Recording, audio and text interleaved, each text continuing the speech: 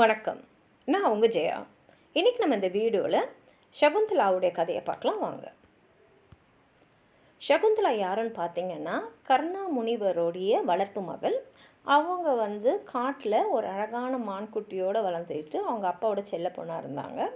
ஒரு வாட்டி அந்த முனிவர் ஒரு அந்த காட்டை விட்டு வெளியில் வேறு காரியமாக போயிருந்தபோது, அந்த காட்டுக்கு ஹஸ்தினாபுரத்தோட அரசரான துஷ்யந்தன் வேட்டையாட வராரு. இவர் இந்த மானை பார்த்த உடனே ஒரு அம்பை எடுத்து அந்த மானோட காலில் அடிச்சிடுறாரு. சகுந்தலாவுக்கு அவளுடைய மான் வழியில் கத்துற சத்தம் கேட்டு போய் பார்க்குறா. அதை சமாதானப்படுத்த பார்க்குறா. அந்த மான் மேலே வச்சு இந்த அன்பை பார்த்தோன்னே துஷ்யந்தனோட மனசு ரொம்ப இறங்கிட்டு அவகிட்ட இந்த மானை நான் காயப்படுத்தினதுக்கு என்னை மன்னிச்சிடு அப்படின்னு சொல்லிட்டு கேட்குறாரு. அவ்வளோ நான் மன்னிச்சிட்டேன், ஆனால் நீங்கள் கொஞ்ச நாள் எங்கேயே இருக்கலாம், இருந்து இந்த மானை குணப்படுத்திட்டு போங்களேன் அப்படின்னு கேட்கும்போது அவரும் ஆமாம் அதுதான் சரின்னு சொல்லிட்டு அவள் அங்கேயே இருக்கார். அந்த சில நாட்களில் 2 பேருக்குள்ள உள்ள ஒரு காதல் வருது. துஷ்யந்தர் சகுந்தலை திருமணம் பண்ணிக்கிறாரு. திருமணத்தோட அடையாளமாக அவர் பேர் பதிச்ச ஒரு மோதிரத்தை அவளுக்கு கல்யாண மோதிரமாக போடுறாரு. இப்போ கொஞ்ச நாள் கழிச்சிட்டு மானும் சரியாயிட்ட அப்புறம் இவருக்கும் அரசாங்க காரியம் இருக்கிறதுனால அரண்மனைக்கு போக வேண்டியிருந்தது. நான் உன்னை ராணியாக தான் அழைச்சின்னு போகணும், இந்த மாதிரி அழைச்சின்னு போக மாட்டேன், அதனால் நான் ஊருக்கு போயிட்டு நான் உன்னை ஒரு ராணிக்குரிய மகாராணிக்குரிய மரியாதையோடு அழைச்சின்னு போகிறதுக்கு நான் திரும்பி வருவேன்னு சொல்லிட்டு சகுந்தலைக்கு சத்தியம் பண்ணிவிட்டு அவர் போகிறாரு. ஒரு நாள் இந்த ஆசிரமத்துக்கு துர்வாச முனிவர் வராரு. திருப்பி திருப்பி எனக்கு யாராவது தண்ணி கொடுங்கன்னு கேட்கும்போது சகுந்தலா துஷ்யந்தன் நினச்சிக்கிட்டு அவள் காதில் துர்வாச சொல்கிற வார்த்தைங்களே விடலை. அவள் வேறொரு உலகத்தில் அப்படியே துஷ்யந்தன் நினச்சிக்கிட்டு இருக்கும்போது துர்வாச முனிவர் கோபத்துக்கு ரொம்ப பேர் போனவர். அவரால் கோபத்தை அடக்கவே முடியாது. சட்டனும் கோபம் வந்துடும். எல்லாருமே அவர்கிட்ட பயப்படுவாங்க. ஏன்னா அவர் ரொம்ப சக்தி வாய்ந்த ஒரு முனிவர்.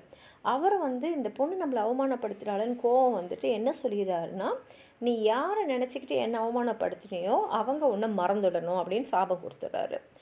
உடனே அவங்க பக்கத்தில் இருக்கிற தோழிகள்லாம் சகுந்தலையை தட்டி எழுப்பி என்ன பண்ணின்னு இருக்க, அவர் ஒன்று சபிச்சுட்டு போகிறாருன்னு சகுந்தலை அழ ஆரம்பிச்சிடும். அவகிட்ட போய் கெஞ்சிறாரு. அந்த மாதிரிலாம் சொல்கிறா எல்லா விஷயத்தையும்.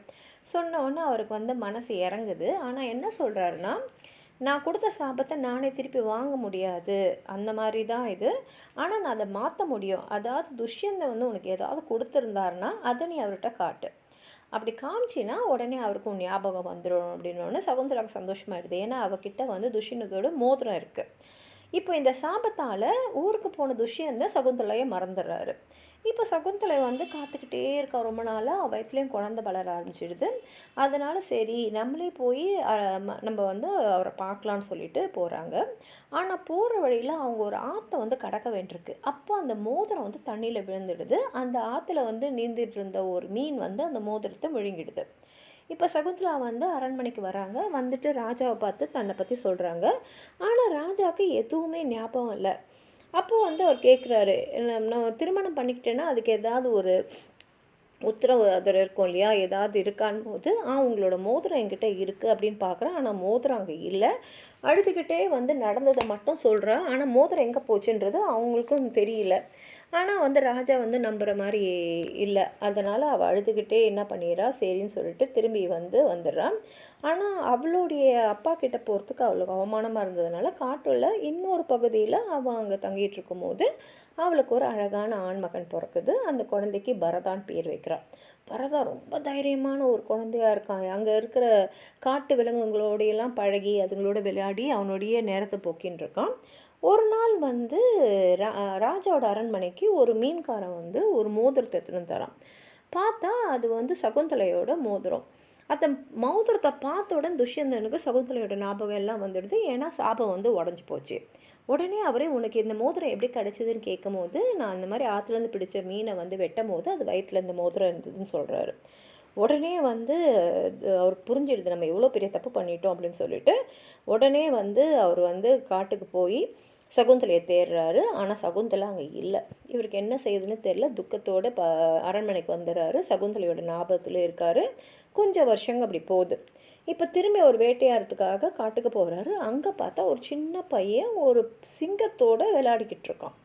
அதுலேயும் பயமே இல்லாமல் சிங்கத்தோட வாயை திறந்து, ஓ காட்டோடைய ராஜாவே உன் வாயை நல்லா தர, உன் பல்லெல்லாம் நான் எண்ணணும் அப்படின்னு சொல்லிட்டு இருக்கான். உடனே அந்த ராஜா போய் பார்க்குறாரு. பார்த்துட்டு இவ்வளோ வீரமாக இருக்கியே, உன்னோட பெற்றோர்கள் யாருன்னு கேட்கும்போது அந்த பையன் தைரியமாக சொல்கிறான், நான் வந்து ராஜா துஷ்யந்தம் அப்புறம் சகுந்தலை அவங்களுடைய மகன் சொன்ன உடனே துஷ்யந்தனுக்கு ரொம்ப சந்தோஷமாயிடுது. ஏன்னா சகுந்தலையே இப்போ அவர் கண்டுபிடிச்சிட்டாருன்னு. அந்த பையன்கிட்ட சொல்கிறாரு, உங்கள் அம்மா கிட்ட என்ன அழைச்சின்னு போன உடனே அவன் அழைச்சின்னு போகிறான். அங்கே சகுந்தலையும் இவங்களும் பார்த்தோன்னே அவங்க ஒன்று சேர்ந்துடுறாங்க. துஷ்யந்தன் இப்போ சகுந்தலை பரதன் எல்லாம் அடைச்சிக்கிட்டு அஸ்தினாபுரம் வராங்க. பின்னாடி பரதன் வளர்ந்து அவன் வந்து அந்த நாட்டோட ராஜா வரான்றது தான் கதை. உங்களுக்கும் எதாவது சொல்லணும்னு நினச்சிங்கன்னா கீழே இருக்கிற கமெண்ட் பாக்ஸில் எழுதுங்க. இந்த வீடியோவை லைக் பண்ணுங்கள், உங்கள் ஃப்ரெண்ட்ஸோடு ஷேர் பண்ணுங்கள். சப்ஸ்கிரைப் பண்ணாதவங்களாம் ப்ளீஸ் சப்ஸ்கிரைப் பண்ணி சப்போர்ட் பண்ணுங்கள். மறக்காமல் ஹைப் பண்ணுங்கள், அப்போ தான் நிறைய பேர் இந்த வீடியோவை பார்க்க முடியும். நன்றி.